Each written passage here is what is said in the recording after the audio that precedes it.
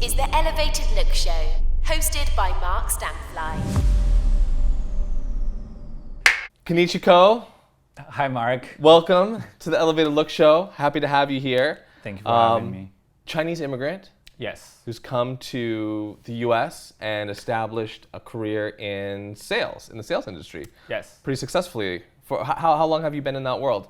I've been in sales for almost 3.5, almost 4 years now. Okay. Yeah, it's a very interesting journey for me. Okay. I never thought I would be in sales because I hated sales, but now I'm in it. Yeah, that's so. What you say you hated sales, but now you're in it. What changed to make you want to be a part of something that you hated?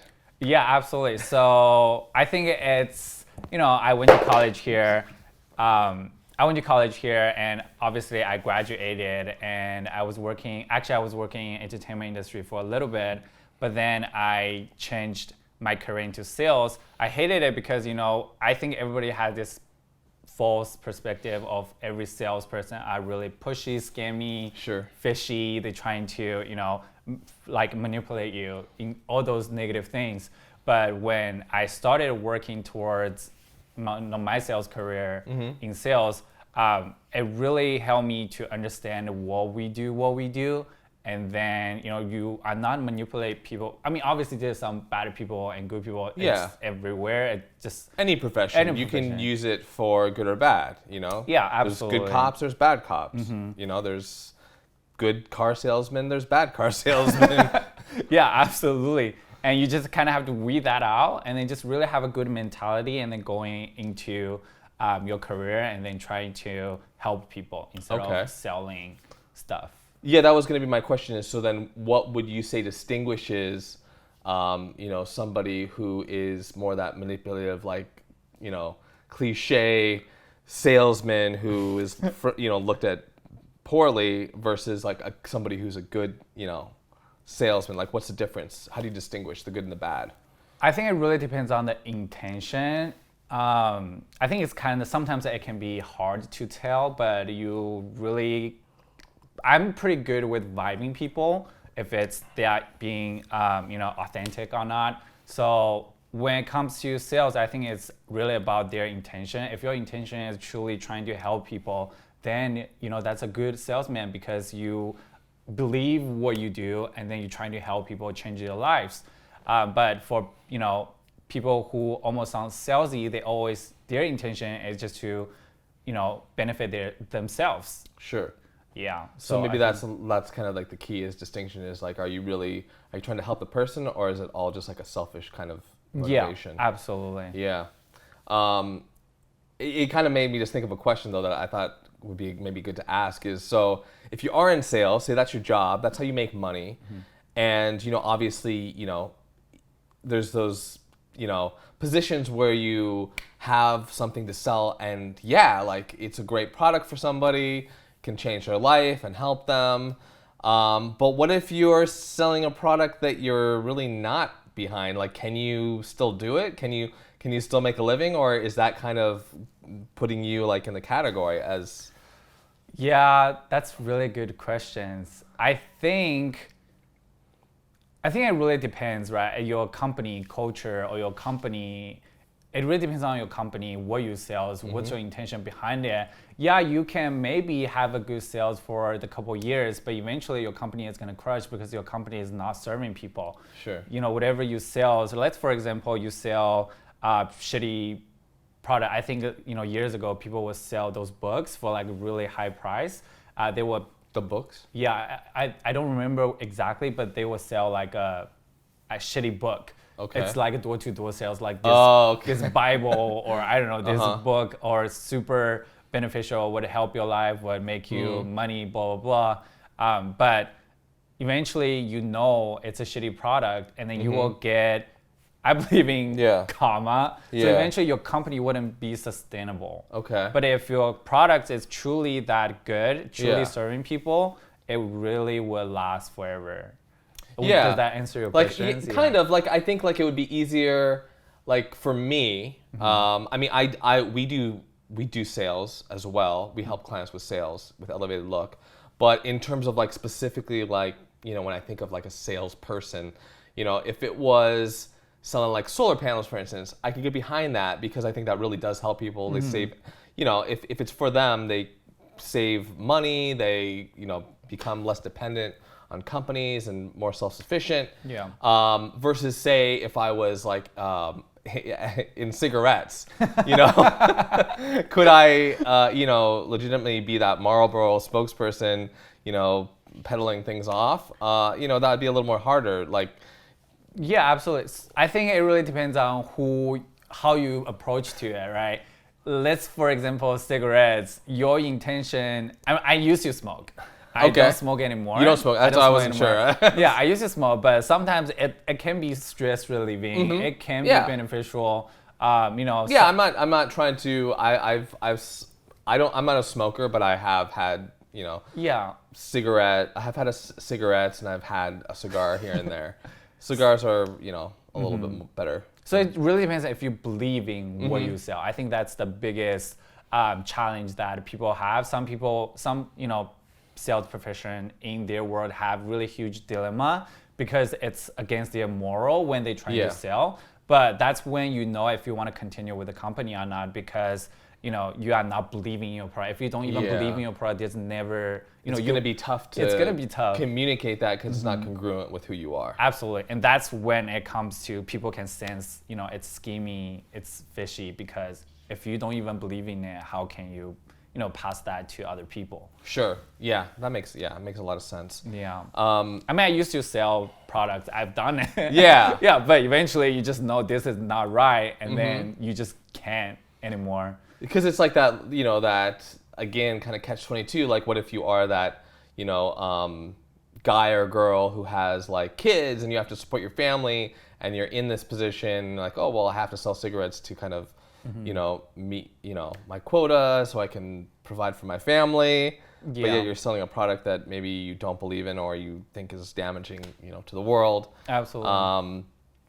That's kind of the tough situation I think to be in. So it is. But there's so different markets now. I think, if you just put a little bit of work into it, you can really, these days, for a company to successfully, scale their business, the company culture is really important for the company.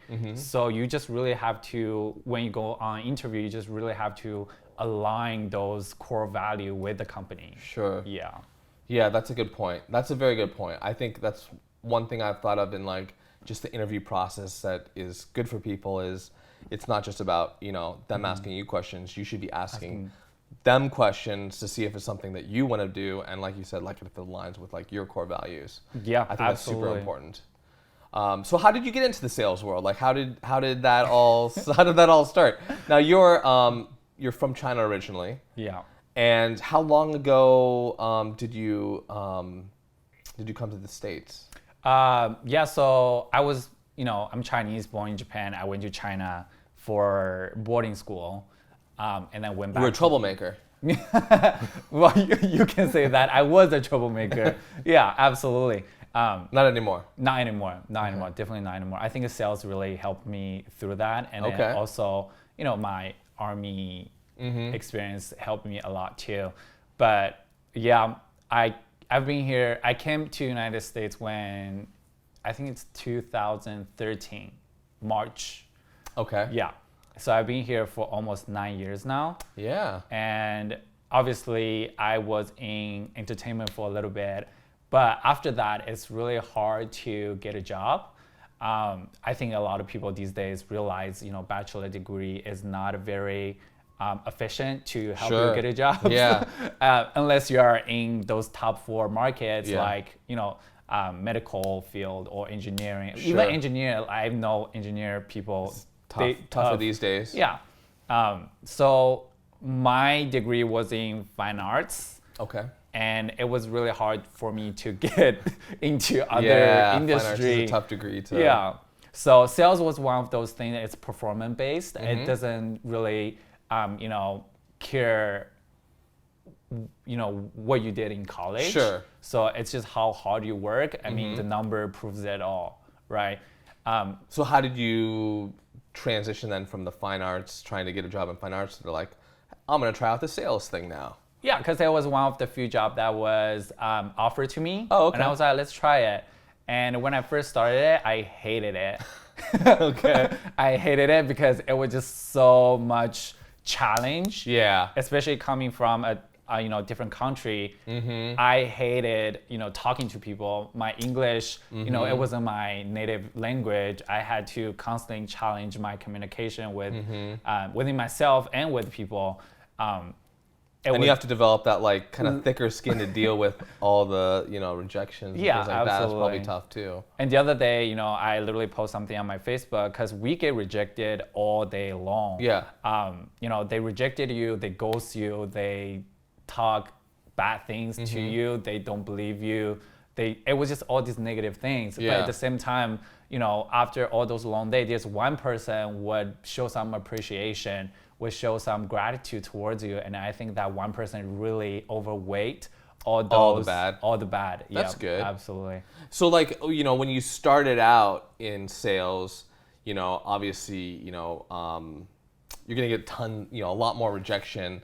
Like what's the difference now compared to like when you started? Is it like, is there the close percentage completely different? Is it night and day? Is it still like, well, we still deal with rejections, but I'm still close, Yeah, I think, personal development is really important within sales. So there's a lot, sales company, they really have those meetings on personal development because like you said, you really have to grow that thick skin. And I think when you were younger, you don't know any better. You think you care what other people think about you. Absolutely, yeah. And as you grow older, you just kind of realize you just don't. Yeah, very, very true. Very true. You just kind of develop this thick skin anyway. Just kind of, okay, whatever. And then I'm going to do who I want to be, who I want to become. Whatever you think about me is irrelevant. But when you were younger, as I was, get my foot into the sales career, I was like, oh my God, they hate me. Yeah. I can't do this. I'm horrible. I'm useless. Just all these negative thoughts in my head. But yeah. But in reality, it's like, a lot of these people you're never going to talk to or see again in your life. There's hundreds of millions of people here in the States. So, it's not whether they care or not or said no to you. Does that really affect your life? It shouldn't. It shouldn't. It shouldn't. Maybe there's a point where, because I feel like, I'm more definitely on the side of just not caring what people think. I just don't. But I think maybe you can go too far. I was thinking of the example of I go to LA Fitness and like that's been my gym for a while, and it's like those, like you said, the older you get, you have those old guys in the gym just don't care at all. They're walking around naked, hairy, shaving their back in the bathrooms. I'm like, really? Like, is this what we've come to? Is it you care that little? You're just like putting your stuff everywhere. You don't care. It's kind of bizarre. So maybe you can take it too far, but like of not caring at all. But I definitely think to err more on the side of not letting things get to you and letting it affect your world, because it really shouldn't. Like, well, who cares? Yeah. Who cares what they think? As long as you know your value, right? Yeah, that's true too. Yeah. And that's part of the personal development. Exactly, because back then, you just graduated from college. You don't know where your life's gonna take you. Sure. And you don't really have as much established. Exactly. So that makes sense. Okay. Yeah. And so tell me a little bit about the sales company you're with now. Like, what do you guys do? Have things changed since the pandemic? Yeah, so the current company that I'm working with is consultancy company. So basically, they help coaches, consultants, or agency owners to grow their business as long, pretty much everybody who has a client-based offer that can be sold online. We help them to grow the business, especially, pandemic hit. Some people flourished, some people kind of sank. Yeah. But what really matters is like how you approach to it, how you adapt it. We've seen thousands of people grow in pandemic, especially now these days. I think people realize you can really utilize internet or online space to do business. Okay. So that really made us very successful or the company very successful that I'm working for. Okay. And then it's really cool because we really change lives. We have this private client Facebook page. People would share their wins every day, and they literally wins, whether it's business or personal. Some people say it did not only change my business, but also change my lives, which is really liberating. How so? Like, what are some examples of like how you guys have done that? I think when it comes to money, I think these days people always say, I want to make millions, make 10,000, 20,000. But what it really comes down to, it's not about how much money you want to make. It's about that lifestyle you want. Like, money is the byproduct. You need money for sure. But what you really want is that lifestyle. I think that's what helped those people change their lives and change their perspective. Because obviously, if you're a business owner, you kind of have to grow a thick skin too. And I think, obviously their business is going better, and then it really, helped them in their personal life as well. Okay. Yeah. By having the business, and it's like, it kind of frees a lot of worry up, a lot of stress, and, for me, I think it's like the concept of just like having more freedom. Like, money is more freedom. In a lot of ways, because you're not so, dependent on other things, or you have just more flexibility. Absolutely. And then we talk a lot of people, they have 9 to 5 and they want to transitioning into having a business. Okay. And then a lot of times, it's really challenging for them because obviously, they are kind of, some people are comfortable with where they are. They are trying to plan what's the next thing for them. But some people are didn't make that well. Yeah. But they want to, get away from those, corporate job because they feel like they can't even breathe, right? They want that financial What do you freedom. tell that person then that's like, in that kind of situation that you can kind of sense, you kind of get the vibe that,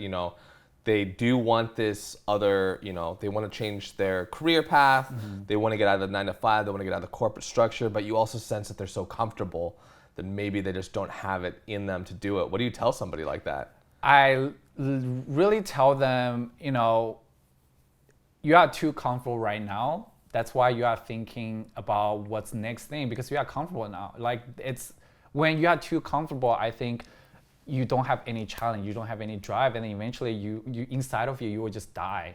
I think, because what's better out there anymore if you just every day just competing the same, same thing. And I think I really challenge them to think the end goal for you, and then really challenge them on what is life meaning to them, what is family meaning to them, what do you really want in the long term. Okay. And then they will kind of think, like, I don't want to, repeating, the same thing every day. Stuck in the loop. Yeah, even though if you make 100,000 or 200,000. So I would challenge them on what they want in life, and then eventually they kind of want to break through that. Okay. Yeah, I think that's when it comes to like personal development, like, not just money, because obviously money is great, but there's also a lot more than just money, right? Okay, yeah, definitely. And is there any like kind of practical tips you say on like for that person, who's just so on the edge of like, well, I'm gonna try this, but at the same time, I might not be able to work as many hours. I might have to make some sacrifices. Are there any practical tips you'd give to those people, like starting out, like, hey, kind of do this, like kind of baby steps to transition? So the company Traffic and Funnels, we actually provide those books for people who just want to start it out. I think those books really help people to brainstorming, get some ideas on how to move forward. Obviously, people have families, kids. We're not gonna tell you to sell your house or sell your mattress. Forgo your responsibilities. Just to put food on the table. That's not our intention. But everything comes with. I think when people say they don't have time, it really comes to like what's your priority, right? Absolutely. Like there's 24 hours a day. You work, if you work 9 to 5, that's almost 9 hours a day, and then you still have 15 hours. Right? You sleep maybe 8 hours. You still have. Can you sacrifice an hour of sleep? An hour, even an hour is sometimes a lot. Absolutely. So like just that an hour, 2 hours can really make a change too. And then obviously these days everybody want to get rich quick, but sometimes things just take time. Absolutely. And then there's nothing wrong with taking a little bit of time to get where you want. Keep in your life. kind of current situation going, but make sure that you're prioritizing your free time for the things that you're trying to accomplish. Yeah, absolutely. I mean, I used to play games all the time. Oh, really? Yeah. So, but I think maybe I remember you telling me about that a little bit. yeah, and I sold Were you everything. professional gaming or was Oh it no, just like to have fun. Like, Oh, okay. yeah, I play games all the time, but I eventually sold it because it didn't give me any value. What game were you playing? I was playing like Overwatch, League of Legends, Oh, okay. all those games, like video games. Yeah. I used to game a little bit, but not like back in the day, like StarCraft and Yeah. a little bit of World of Warcraft. Those were. I play that. It's really That's very addictive. time-consuming, Yeah. That one's very addictive. But I never played Overwatch or League of Legends. Never got into those. But I know Yeah. they're. But I mean, also like those nowadays, like some of those even like Dota 2, I remember like there was like Oh my god. $26 million like prize pool or something like that. I mean, you can kind of make a living playing games, which is crazy. I wouldn't, I don't know. Yeah. I mean, those people, that's great. Like they master, that skill. But also, I think I read an article about it. It's like when it comes to like a professional level, it's really not. It's different for them. Yeah. Yeah. Well, the other thing too, what I heard, because people are like, well, you can't really tell your kids like playing games is a waste of time because look at how they're making money. And I get it. I think esports. I like esport. I think it's a cool field that's developing, but. At the same time, I also heard it's just such a small window of success. So like, it's a really kind of similar. I mean, not some, but it's like it's a young person's kind of sport, esport, and you have that like 18 to like 21, and then I guess the skills and reflexes at that age is like the best, I guess, and then after that it can like slowly start to kind of fade. I don't know. That's what I heard. I heard with some of that stuff because it's all about kind of like. What do they call it? Like the clicks per minute or something?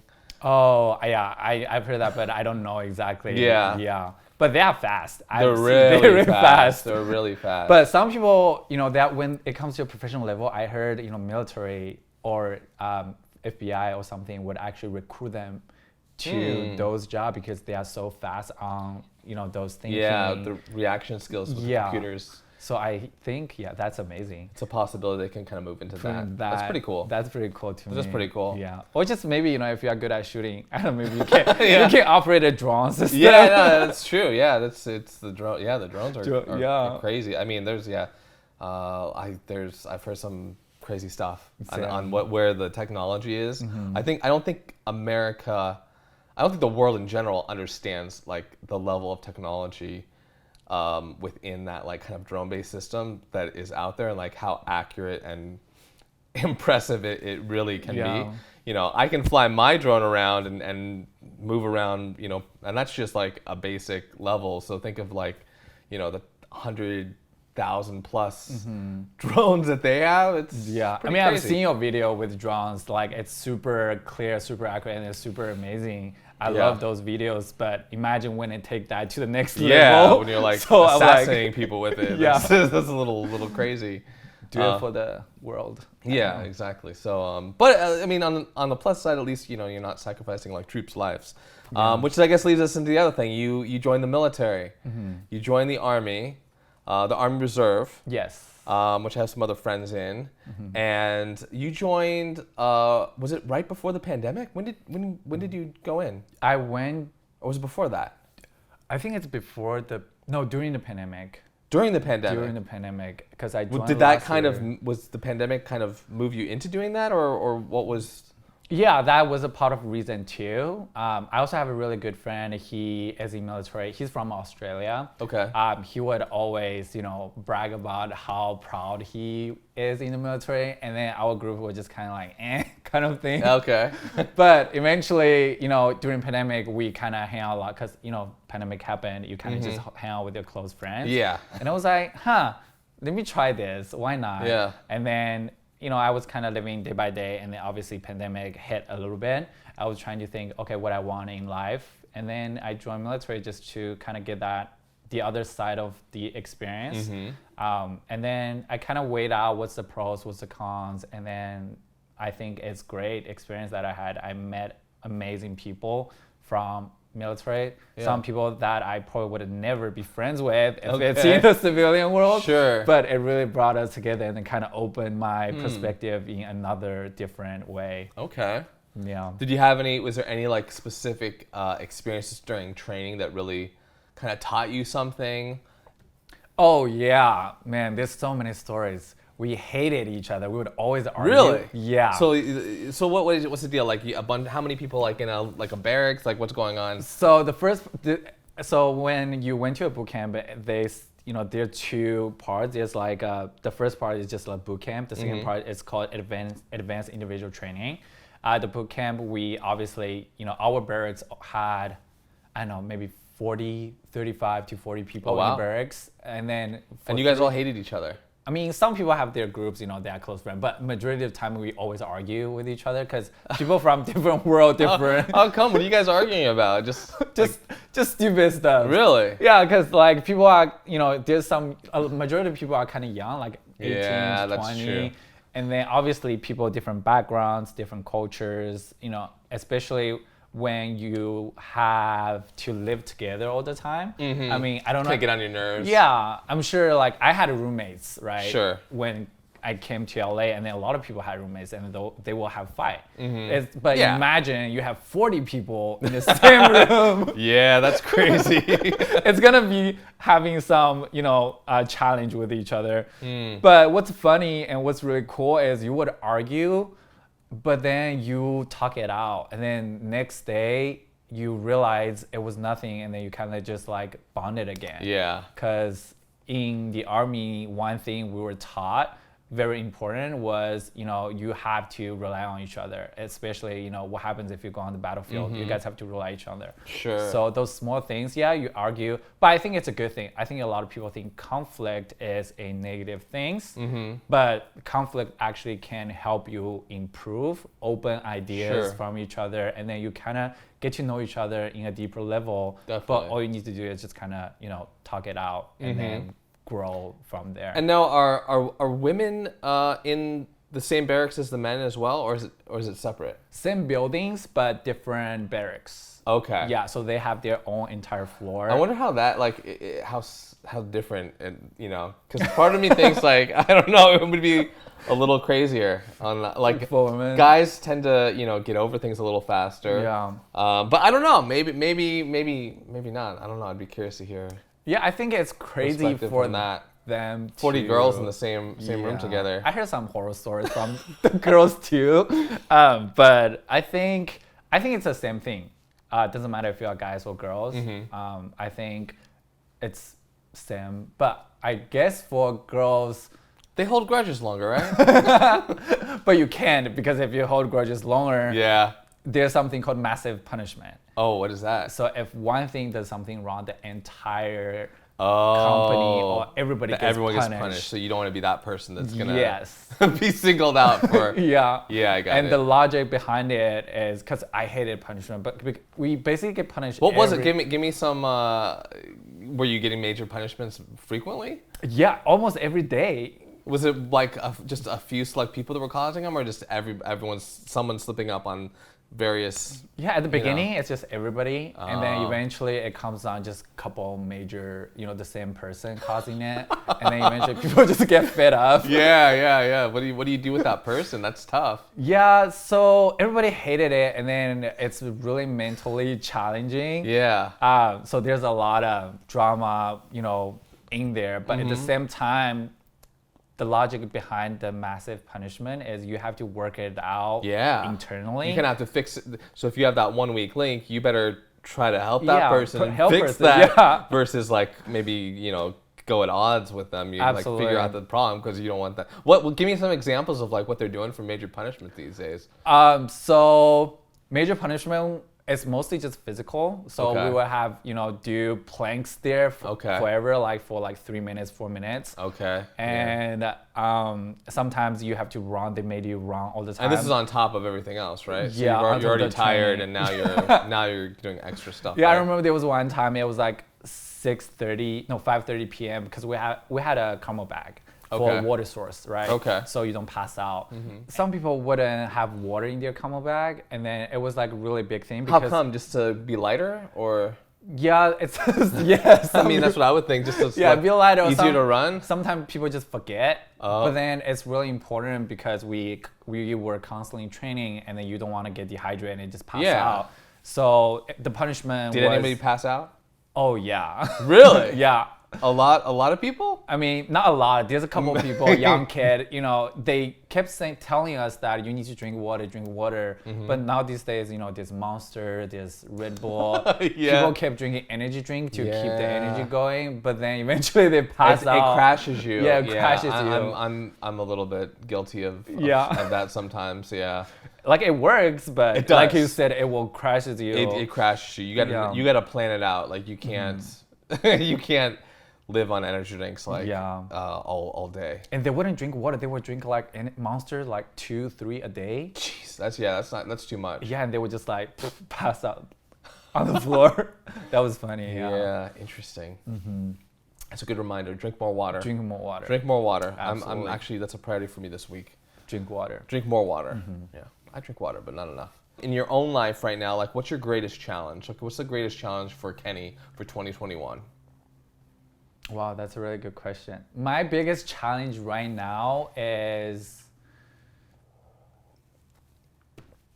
I guess, on relationship, maybe, because I think I'm still at that stage of just really focusing on my own, you know, trying to, you know, get my goals, like achieve my goals. And then I haven't paid a lot of attention on relationships. So I think that was my next goal. Okay. Now you talking like significant other, or like Yeah. building a family, or like friends and Like building a family. Also, Okay. you know, friend. I think I have a solid good group of friends, and I Okay. really like love who my friends are. I think some people, you know, in their lives they chose bad friends. Yeah. Not necessarily chose bad friends, but they are not very supportive. Even when it comes to, you know, even when it comes to business, we talk to a lot of business owners. Their family are not really supportive.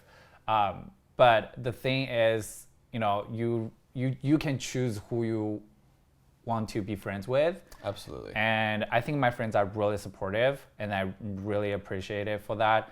Because whatever I do, even if it was a bad thing, they support it. They help you through They it. help me through it. So I'm very grateful for that. But yeah, like more on significant other, Okay. building family. And do I want to really continue my life in LA or somewhere else? Okay. That's something that I've been thinking about. And I guess, because I was actually going to ask this question earlier when you were kind of talking about something else, but, or I guess what we kind of, when we were talking about how people kind of need to think about like what they want. And like, what would you say, like in, where do you see like, yourself in like 20 years? Like, do you have a certain ideal of like kind of what you want? Yeah.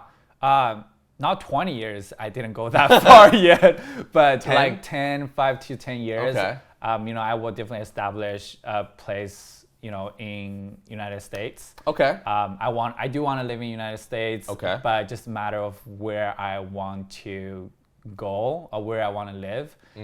But I would definitely have a family, kind of live somewhere kind of more quiet side. Okay. And More country or just more like suburban?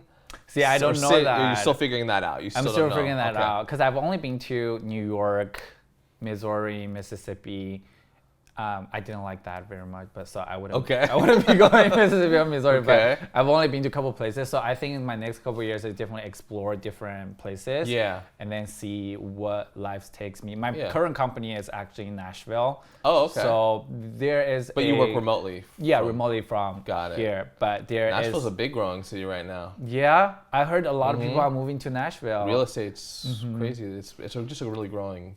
So I think it's the fastest growing city right now. Oh, really? I didn't know So, that. I don't quote me, but that's what I heard. Yeah, but that's something I would explore. It has been, I've been debating that Okay. right now. Interesting. Because there's nothing. I mean, I love California, but Yeah. you just I don't There's know. good and bad things about it. I love it. Yeah, I mean, love I'm it. actually working on a brand about Los Angeles now, but at the same time, you know, there's a lot of negatives too here. Yeah. So, but there's certain things that are just hard to beat, like the weather and the coastal community. Exactly. Like it's tough to beat that anywhere. It's really like tough. Pros and cons. Pros and Yeah. cons. Yeah, but I mean, you're still young. How old are you? I'm 27. I just turned 27. Yeah, you're still young. You got so much time to figure out exactly like what you like and what places, and you know, maybe I'll just hit you. You know. Yeah. Which kind of leads into my next question. You know, so you're 27 now. You've gone on a big personal journey. You've done a lot in your career. You know, what would 27-year-old Kenny tell like the Kenny of 17 years old? What advice would you give to your younger self? I would definitely tell my younger self, don't give a fuck. I don't know, excuse my language, but literally don't give a fuck about what other people think. Because when I first came here, that was like the biggest issue. Whether, I don't know, my parents were divorced. I don't know if that was a trauma or I don't know what you call it, but dilemma that I had when that affected you. Yeah, affected me to think very, you know, a lot on what other people think of me. Especially, you know, when you came here by yourself, you're kind of trying to build your community or friends and stuff. So I was always pleasing other people. But I would literally tell him, you know, do you know, don't care about what other people think, and then just work hard, because I didn't work hard enough. I love both of those points. Those are both fantastic. Excellent. Well, thank you so much for being on the show here. I appreciate it. It's been great to see you and catch up. It's been a while. Yeah, it has. We'll have to have you on again, you know, sometime soon and see how where you're at in the military and the sales world and see what happens. I'll break it. Yeah. Thank you for having me. Thanks for watching the Elevated Look Show. Please hit that subscribe button. Thank you, and see you next episode.